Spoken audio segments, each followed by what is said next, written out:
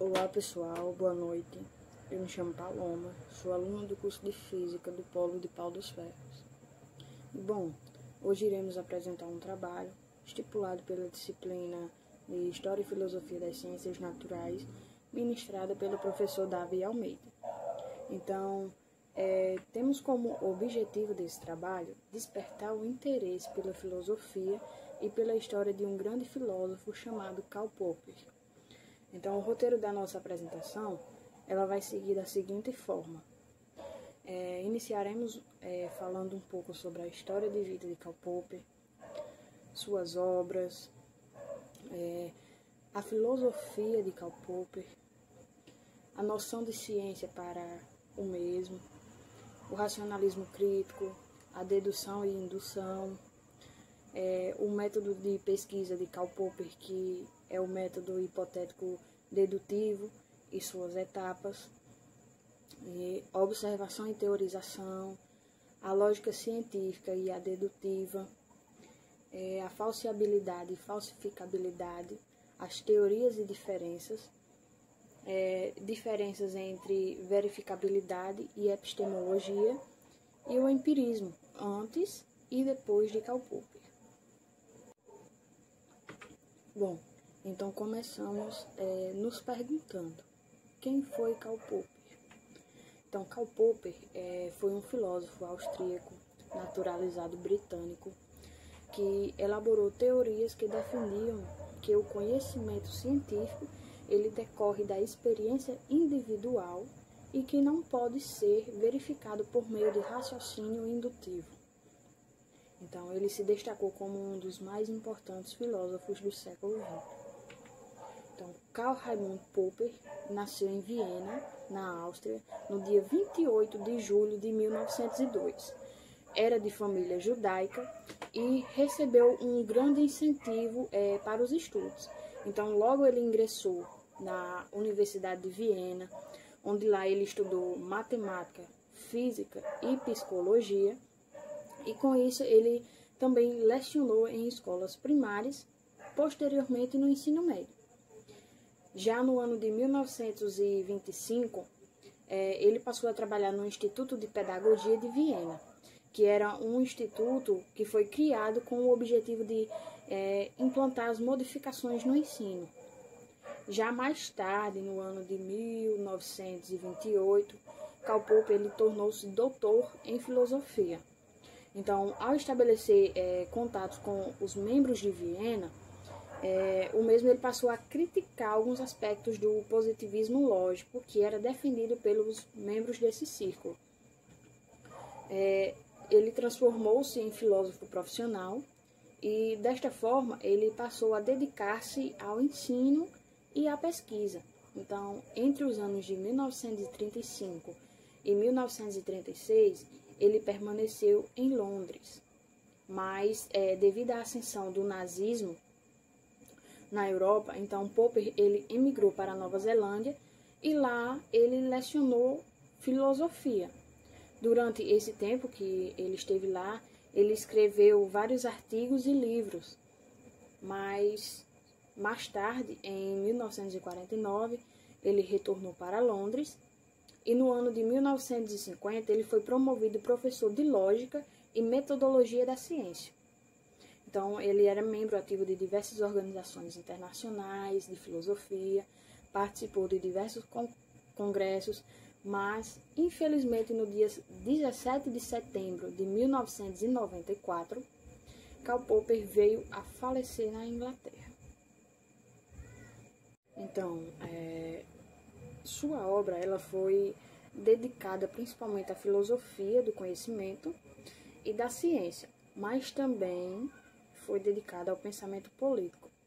Então, ele teve diversas obras publicadas, mas podemos citar duas delas que foram muito importantes, que foram no ano de 1935, ele publicou a obra Lógica da Investigação Científica, que é considerada uma das obras mais importantes da filosofia da ciência. Já no ano de 1945, Karl Popper ele publicou a obra de Filosofia Política, tendo como título A Sociedade Aberta e Seus Inimigos. Então, são duas obras muito importantes esse grande filósofo. Então, a filosofia de Karl Popper. Então, a base de sua filosofia, ela está numa observação muito simples: a simetria dos enunciados universais.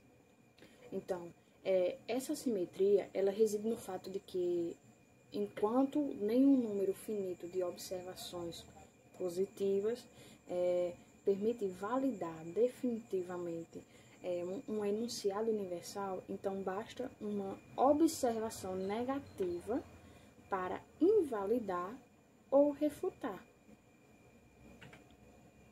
Então, a noção de ciência para Karl Popper, ela pode ser pensada a partir de dois pontos fundamentais, que são o caráter racional da ciência e o caráter das teorias científicas.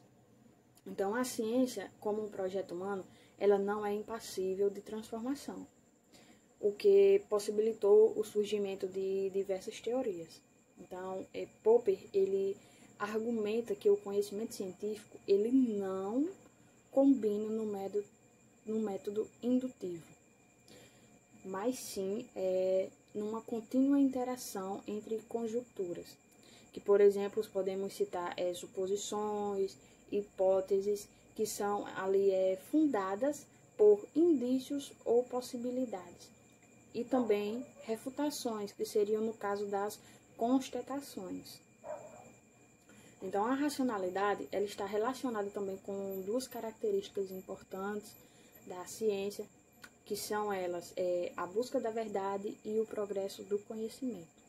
Então, esse progresso do conhecimento científico, na concepção popperiana, ele não pode ser pensado a partir de uma lei histórica, e sim algo que acontece em virtude da própria razão humana, a partir da possibilidade de discussão crítica, que dessa forma que podemos perceber que seu projeto ele consiste em uma tentativa de preservar o debate livre e crítico e a avaliação constante das ideias para que elas sejam aperfeiçoadas. Então, o debate livre e crítico, ele também aponta que o caráter hipotético das teorias científicas, eles sempre estão sujeitos a ser falseados. Ou seja, então, dando continuidade ao racionalismo crítico, então, nenhuma quantidade de observações confirmatórias garantirá que uma teoria ela seja eternamente válida e imutável. Então, uma teoria científica ela é sempre conjectural e provisória, sendo válida apenas ser refutada, ou seja, apenas até ser falsificada. Para ser científica, uma teoria ela pode e deve ser refutável. No caso, ela deve ser testável em princípio. Então, uma afirmação refutável é dogmática. Ela, então, já não é científica. Dedução e indução. Então, o progresso científico, segundo Karl Popper, ele não ocorre seguindo a ordem de concepção indutiva, mas seguindo a ordem de concepção dedutivista. Então, o método indutivo ele é criticado justamente por seu salto indutivo, epistemologicamente injustificável, do particular para o geral. Então, para Karl Popper, nenhum número restrito de observações ele pode acarretar logicamente um enunciado irrestrito. 1 milhão de evidências não provam uma teoria, segundo ele. Então, Popper ele argumentava que é possível derivar conclusões verdadeiras, claro, a partir de premissas falsas. Então, com isso, podemos ver que não há retransmissão da verdade, das conclusões, que seriam, no caso, observações para as leis. Ou seja, observações verdadeiras, elas não fazem necessariamente leis verdadeiras, contrariando desta forma o princípio de indução. Então, mas qual o método de pesquisa proposto por Karl Popper. Então, o método de pesquisa proposto por Karl Popper é o método hipotético dedutivo, que, segundo ele defende que toda pesquisa ela tem sua origem, que num problema para o qual se procura solução por meio de tentativas, que no caso são as conjecturas, as hipóteses, as teorias, e eliminação de erros. Então, as etapas que constituem esse método são as expectativas ou conhecimento prévio, são problemas, são conjecturas e o falseamento, claro. Então, ele defende que esses momentos, essas etapas no processo investigatório da seguinte forma, que o problema que surge, em geral, de conflitos diante de expectativas e teorias existentes, é uma solução proposta consistindo numa conjuntura, que seria uma nova teoria, que seriam a dedução de consequências na forma de proposições passíveis de teste, e os testes de falseamento, que consiste em tentativas de refutação, que entre outros meios é através de observação e experimentação. A observação e teorização por Karl Popper, então, ela consiste da seguinte forma. Para ele, o conhecimento, eles são conjecturas construídas, não apenas racionalmente, mas incluindo até elementos metafísicos. Então, no contexto da justificação, supostamente objetivo, lógico, racional, impessoal, a reconstrução idealmente lógica de hipóteses e teorias, descrevendo as estruturas conceituais, os enunciados e os aspectos normativos de verificação e aceitação de seu valor de verdade, e o exame de sua adequação em relação às evidências empíricas e seus testes.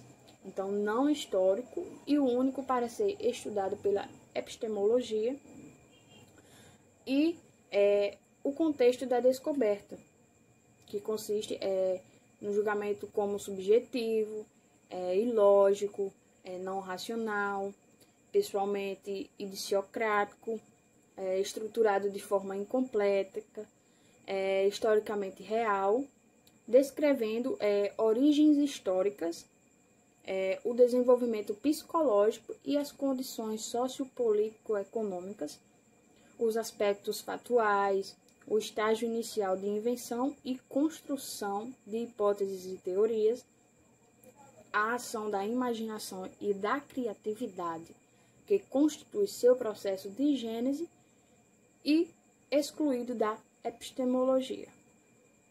A lógica científica, ela é composta por teorias concorrentes que passam por um processo de eliminação de erros de falsificação. Então, o que Popper via como um processo analógico à seleção natural na evolução biológica. Então, as teorias que sobreviverem a esse processo, elas não são mais verdadeiras do que as outras, mas são as que melhor se adaptam à situação empírica. Então, o racionalismo crítico, ele se serve das seguintes ferramentas, que são, no caso, a consistência lógica e a conformidade com os fatos. Já a lógica dedutiva, ela funciona da maneira que as premissas de um raciocínio, elas são verdadeiras, e então, dessa forma, a conclusão, ela também será. Então, se a conclusão for falsa, então todas as premissas, elas serão também falsas. Então, segundo Popper, ela é a transmissão da verdade, a retransmissora da falsidade e não retransmissora da verdade. Então, no século XX, Karl Popper, ele surge no âmbito de progresso científico, e nessa época ele trouxe consigo um paradigma onde o mesmo consistia em que uma ciência dedutiva, que era empírica, mas não indutiva, testável e confirmável, mas sem possuir certeza, demarcada da metafísica por meio da falseabilidade, mas que não considera a metafísica sem sentido.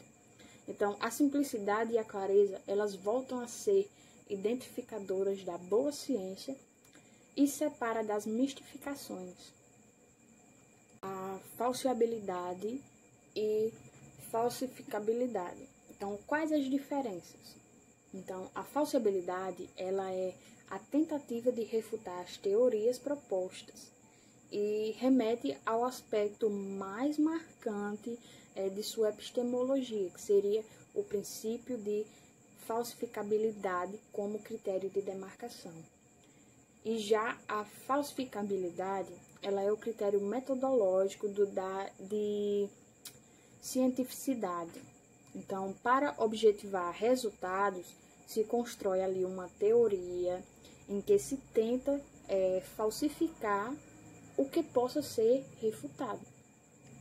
Então, é o verdadeiro critério que divide o científico do não científico. Então, para deixarmos mais claro, a teoria falseada, ela só é considerada se for descoberto algo que refute a teoria.